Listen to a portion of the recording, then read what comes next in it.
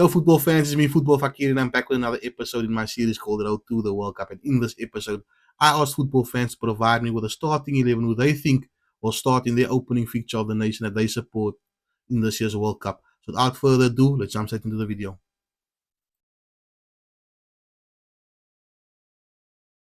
So before we continue and jump into the video, please don't forget to like, comment, subscribe, and to share this out to all your friends and family. It really helps the channel grow. We do interact with all the people who comment. So thank you so much if you have liked, subscribe, and comment on the previous videos. If not, we do appreciate you for just watching. However, please don't be shy. It takes nothing to subscribe or the like button. So we look at Netherlands. This was submitted by Elias and Griffin. So quick disclaimer, the time they submitted these lineups to me, Jurin Timber was not yet left out of the World Cup squad due to injury. So they both have Jurin Timber in the squad. So if you look at their squads, they both into the 4-3-3 formation. The goalkeepers are two different goalkeepers. One has Verbruggen and Elias has Flicken. I think Verbruggen will start. I do agree with Griffin. And I think Verbruggen is Netherlands' #1 goalkeeper going into the World Cup. If you look at the back four, they both have the same four players. So they both have Dumfries at right back and they both have Van Dijk in at centre back. One has Jurin Timber at centre back and the other has Jurin Timber at left back, and the other one, obviously, Van der Ven is vice versa. So obviously now Timber out, I do think Ake will probably come in. Or Van Hekke will come in at centre back, and then Van der Ven stays at left back, or Van der Ven moves to centre back and Ake comes in at left back. But I think if Timber was fit, he would have probably started. I do think Timber would have then started at right centre back, Van Dijk at left centre back, and Van der Ven at left back. I personally still feel that the best way for Netherlands to go is with a 5 back, and then 3 in midfield and 2 up front. If you look at the midfielders, Elias went for Koopmeiners, where Griffin went with Gravenberch. However, they both selected Frankie de Jong and Dejani Reinders to be the other midfielder. I do think it will be Gravenberch, de Jong, and Dejani Reinders, just to have a complete midfield. Koopmeiners did have a good season at Juventus, but I think Gravenberch and Reinders alongside Frankie de Jong just gives you that extra drive forward with Gravenberch on the one side and Reinders on the other side. Yes, Reinders didn't play much this season at City, while Gravenberch had a struggling season at Liverpool, but Gravenberch is still one of the best players to drive a ball forward when he receives it on the half turn from the centre backs. Frankie de Jong will keep the team ticking, so I don't disagree that they will go with a midfield 3. But I do think Gravenberch obviously starts over Koopmeiners. And if you look at the front 3, this is where it gets tricky. Griffin went with Vegas as a striker. Elias went with Memphis as a striker. I personally feel that neither of them should start. I think Gakpo will then probably have to be Netherlands striker if I'm truly honest. Or even Daniel Malen, who Elias has as the right wing, with Griffin as Memphis as the right wing. They both in for Gakpo as the left winger. I think the best front 3 for Netherlands is obviously Gakpo from the left, Malen through the middle, and Somerville on the right. They do have players like Noah Lang, Justin Kluivert who can come on from the bench and have an impact. But I don't see this front 3 scoring lots of goals. However, Gakpo in the last World Cup, Vegas in the last World Cup for Netherlands was key. So I do think that they will step up and could contribute massively to this Netherlands side progressing far through. So the next team that was submitted from Junaid Juju. He's a Portugal support, and he gave me this lineup at who he thinks will start against DR Congo. It's a 4-3-3, and if you look at this team on paper, I mean, it is a stacked side. I think 1 or 2 players are not certain to start, but he went with Diego Costa and goal, the FC Porto goalkeeper. I don't think anyone can compete with him. He's been good. At right back, he has João Cancelo, who could be questionable. Will they go with Diego Dallo at right back, or will it be João Cancelo? Ruben Dias with Gonzalo Ignacio. I think Ignacio has been a revelation to watch in the Portuguese league, and when he did play in the Champions League, I think he's solid and he is one for the future. And if you look at left back, obviously for me, one of the best left backs in the world at the moment, Nuno Mendes. The midfield 3, I think this is a complete midfield 3. I don't think you can get any better in the World Cup than this midfield 3. It reminds me of the 2018 France World Cup when they had Kante, Pogba, and say Matuidi, but we know Griezmann played as the number 10. But in Vitinha and Bruno Fernandes, you have 2 very creative brains. Vitinha is the one who works hard. box to box, and then Zhao Neves is the one who just sits in front of the defense, does the hard work. He goes unnoticed. He's exactly the same as N'Golo Kante was for France. We saw it with PSG, back-to-back Champions League winner.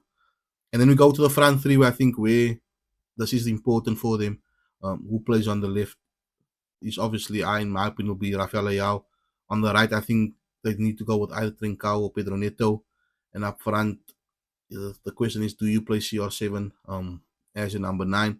I did make in my prediction video that the less minutes Ronaldo plays, the better it is for Portugal. I think he should come from the bench, play a 30 minutes or 20 minutes, and in the game where you maybe are comfortable in maybe surrendering a point, or see if he can have that intensity, you then play him. Start the opening game, I think it will be Ronaldo. I'm not sure with Rafael Leao, obviously after the incident against Chile where you got sent off in that warm-up game. But I do feel go with Trincao on the right-hand side just to provide that pace. You can bring on Bernardo Silva in the second half to detect the play, and then Rafael Leao on the left. So the next squad was submitted by Dean, who's an England supporter. And I do think it's the most predictable team that you can find. I think just one or two players isn't certain of starting. So obviously Pickford, we do know that he's England's number 1 and he will start against Croatia. I don't think anyone starts over Reece James. The only questionable decision is it John Stones or does Jeff Konza start? I think Stones go the same as Dean and Gay and O'Reilly for. In midfield, either Declan Rice and Elliot Anderson, or either Declan Rice and Kobe Mino, or either Declan Rice and Jude Bellingham, and then you have Eze as your number 10. I personally feel it might be Declan Rice and Kobe Mino with Bellingham ahead of them, just because of the finals when they played in the Euro. Yes, Mino hasn't been in the England squad regularly since then, but I do see after that Euro final, I think Kobe Mino, Declan Rice starts. I think to throw Elliot Anderson to start in the opening game against the Croatian side, who won't be a pushover. You rather go with Kobe Mino, he has that international tournament experience, and go with Declan Rice alongside him, and then Bellingham up front. And in the front three, I think Saka starts, Harry Kane starts. The only question is, does Rashford start from the left, or is it Anthony Gordon? Or do they even play Eze on the left to drift inside to a servant, and then obviously have O'Reilly on the overlap. But I personally feel this starting 11, I just think Elliot Anderson won't start, and I think Kobe Mino might start. Maybe it's a biased decision for me as a Manchester United supporter. But I do think that because Mino played in that Euros and he started in the final, it's just that the experience of playing it in a big international tournament where Anderson hasn't yet. So I do think this is a very predictable team. I think many other people predict this team for England, and I do see them obviously getting a result against Croatia. It might not be a win, a draw maybe to set them up for the group, but this is a decent starting 11. So the next team we'll look at is Brazil. That's was submitted by Mona and Tyler. Another disclaimer that Wesley was not yet left out of the squad, or he was not yet replaced due to his injury. So Mona has Wesley in his starting lineup, but let's move on to what they predicted. They both predicted that it will be a 4-2-1-3 formation. They both have Alisson Becker in goal. They both have McComas and Gabriel starting, and Douglas Santos at left back. Mona has Wesley and Tyler has Leo Pereira. I don't think Leo Pereira can play at right back. I might be mistaken. I do think it might be Danilo or Ibanez, who plays in the Saudi League. I think one of the two might be at right back. I'm not sure if Leo Pereira can play the right back. I haven't seen him play that. I don't know who he is. Maybe Tyler has more insight on his team. If you look at the midfield three, they both went with Bruno, Guimaraes, and Casemiro as the holding midfielders with Paqueta ahead of them. Tyler did say that he thinks that if Cunha doesn't start up front, then Cunha starts as the number 10. But then moving on to the striker, Cunha will be up front for Tyler, where Mona went for Igor Thiago. I do think it will be Igor Thiago that starts in Morocco, just to bring that physicality up front, because you know the Moroccans can be very physical. Igor Thiago to roughen them up, and then maybe Endrick from the bench. And then you have Rafinha and Vinicius Jr.